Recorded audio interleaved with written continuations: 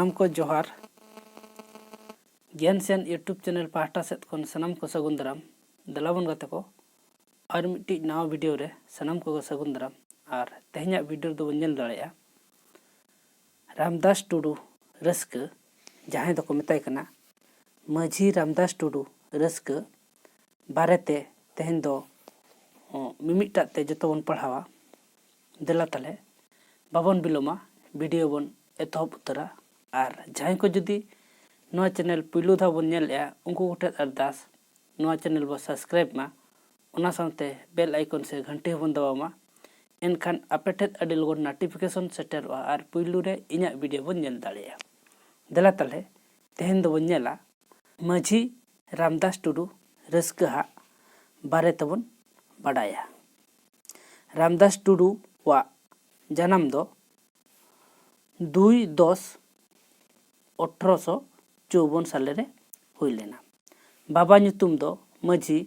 सीताराम टुडू और आयो ᱧᱩᱛᱩᱢ दो मजदोरी टुडू। ताले बाबा ᱧᱩᱛᱩᱢ दो हुयुक कना सीताराम टुडू और आयो ᱧᱩᱛᱩᱢ दो हुयुक कना मजदोरी टुडू। अतु ᱧᱩᱛᱩᱢ दो केलुआ काटा जिला सामांग सिंहभूम पोनत झारखंड। ताले अतु ᱧᱩᱛᱩᱢ दो ओकारे केलुआ काटा जिला दो हुयुक कना सामांग सिंहभूम जहां दो को मेता कना ईस्ट सिंहभूम पोनत झारखंड। और नोआ दो पहिल दो थाहेलना बिहार पोनत रे थाहेलन ताहेन पहिल दो नोआ दो बिहार पोनत ले ताहे कना। सांताल सावता रेया नागाम ऑल एहब खन सांताल जाति रिन ओनोलिया को कथा गे मांग उयहरुआ माझी रामदास टुडू गे हिजुआय जहां दो केलुआ काटा रामदास मेतेन जतो खेरवाड़ होड़ गे को बाडाय कादिया। ताले अब जहां बन नेल कदिया माझी रामदास टुडू रस्क उनी दो केलुआ काटा मेतेन हो बाडाय केलुआ काटा मेन लेखान दो केलुआ काटा मेन लेखान दो माझी रामदास टुडू मेतेन गे बाडाय और नुई माझी रामदास टुडू दो आजा जन्म अतु दो हुयुक कना केलुआ काटा जन्म अतु दो केलुआ काटा। रामदास टुडू दो ओना ऑक्तो रे मिडिल क्लास मेन दो नितोगा एमी धाबिज ए ओल लेदाय ओना दो इना धारा धरी होल लगित अडी मारांग कथा ताहे कना मेन दो रामदास टुडू रस्क दो ओना बिदल रे एमी धाबी ओल लेनाय मेन दो मिडिल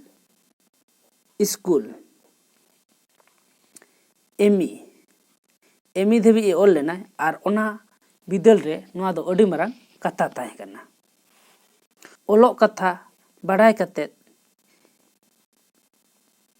ब्रिटिश सरकार दो टैक्स कलेक्टर चाकरी ए एमा दे थाने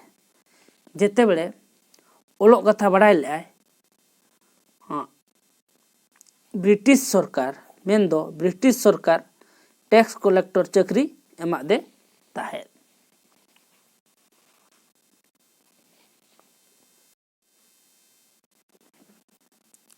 टुडू गंके दो सावता दरदिया जाति दुलाड़िया जखन ए बाडाय केदाय ब्रिटिश सरकार दो आबो हल चेतान रे अथावड़ी गे नाहाचार एद आय एनखान ओना चाकरी हो बगी काते आर सावता सेवा साहेद सेवा रेगे मन ए रिहिट ले ताया। माझी रामदास टुडू रस्क दो ब्रिटिश सरकार रे चाकरी कान ताहेने और जहां तीरे बाडाय के आय आबोरिन आदिवासी से आबो गाताक रिन होड़ को ब्रिटिश सरकार अडी जुर अथड़ी नाहाचारेत कोआय एनखान ओना चाकरी बगी काते आज दो सावता सेवा साहेद सेवा रे मोने ताय रिहिट लेना। आपात माझी ताहे कान ते आपात तायम रामदास को माझी लेदेया ताले आपात दो मिट्टी माझी पदवी रे थाहे लेना अतु माझी ओना चिका रामदास हो आपात तायम दो रामदास टुडू को माझी लदेया इखेन ज्ञान सियान होल ए ताहे कांते पारगना होय हुई लेना रामदास टुडू रस्के दो ज्ञान सियान ओल पढ़ा होले ताहे कना ओना चिका पारगना हो हुई लेना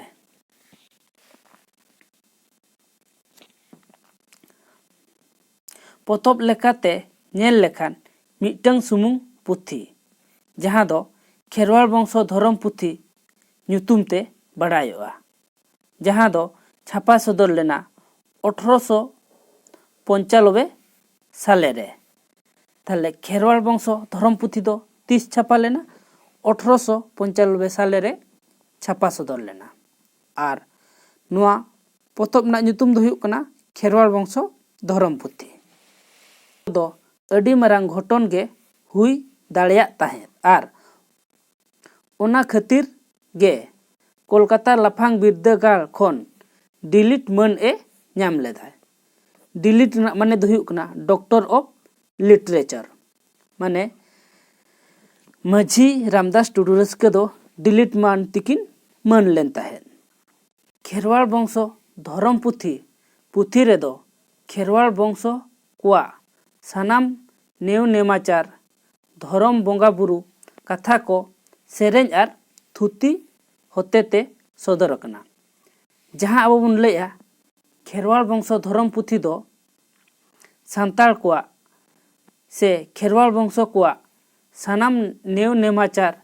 धरम बोंगा बुरु कथा को सेरेंज आर थुती आकारते ओलकना बिनती लेकाते मनमी होपना बुगी लगित चांदो बोंगा ठेत नेहर जोंग कथा ओलकना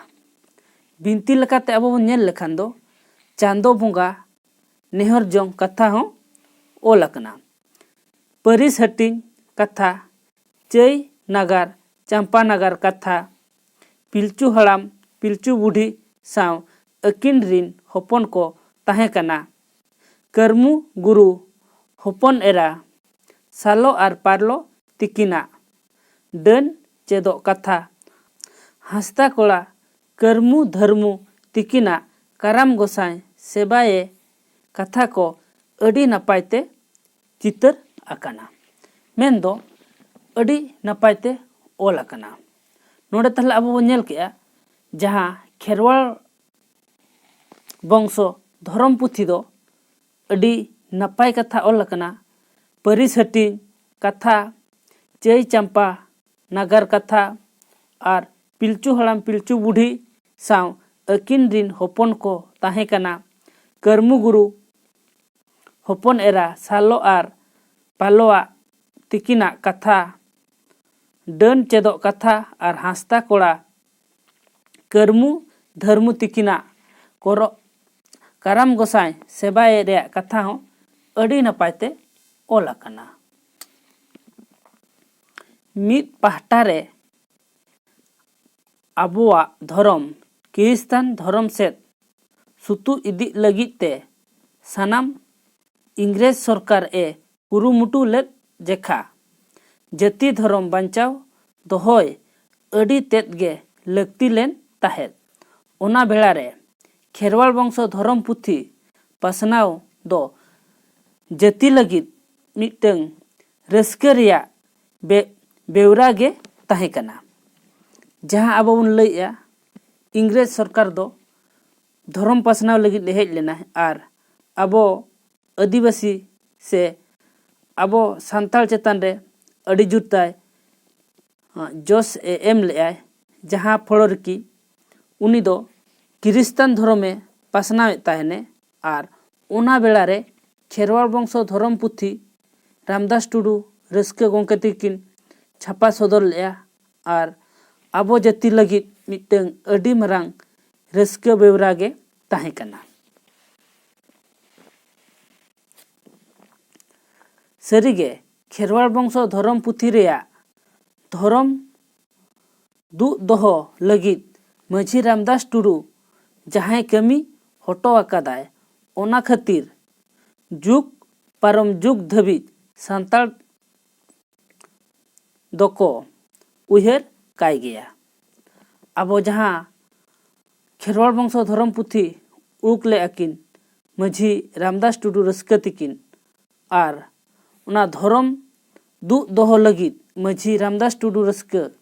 ᱡᱟᱦᱟᱸᱭ ᱠᱟᱹᱢᱤ ᱦᱚᱴᱚ ᱟᱠᱟᱫᱟ, ᱚᱱᱟ ᱞᱟᱹᱜᱤᱫ ᱡᱩᱜᱽ ᱯᱟᱨᱚᱢ ᱡᱩᱜᱽ ᱥᱟᱱᱛᱟᱲ ᱠᱚ ᱫᱚᱠᱚ ᱩᱭᱦᱟᱹᱨ ᱫᱚᱦᱚ ᱠᱟᱭ ᱜᱮᱭᱟ। ᱱᱚᱣᱟ ᱚᱛᱮᱛ ᱨᱮᱭᱟᱜ ᱟᱡ ᱵᱟᱠᱷᱨᱟ ᱦᱟᱜ ᱠᱟᱹᱢᱤ ᱥᱟᱹᱛ ᱠᱟᱛᱮᱱ ᱢᱟᱹᱡᱷᱤ ᱨᱟᱢᱫᱟᱥ ᱴᱩᱰᱩ ᱫᱚ 12/5/1951 ᱥᱟᱞᱮᱨᱮ ᱵᱚᱸᱜᱟ ᱫᱤᱥᱚᱢ ᱞᱮᱱᱟᱭ। ᱛᱟᱦᱞᱮ ᱢᱟᱹᱡᱷᱤ ᱨᱟᱢᱫᱟᱥ ᱴᱩᱰᱩ ᱫᱚ ᱛᱤᱥᱮ ᱵᱚᱸᱜᱟ ᱫᱤᱥᱚᱢ ᱞᱮᱱᱟᱭ? 12/5/1991 ᱥᱟᱞᱮᱨᱮ ᱵᱚᱸᱜᱟ ᱫᱤᱥᱚᱢ ᱞᱮᱱᱟᱭ।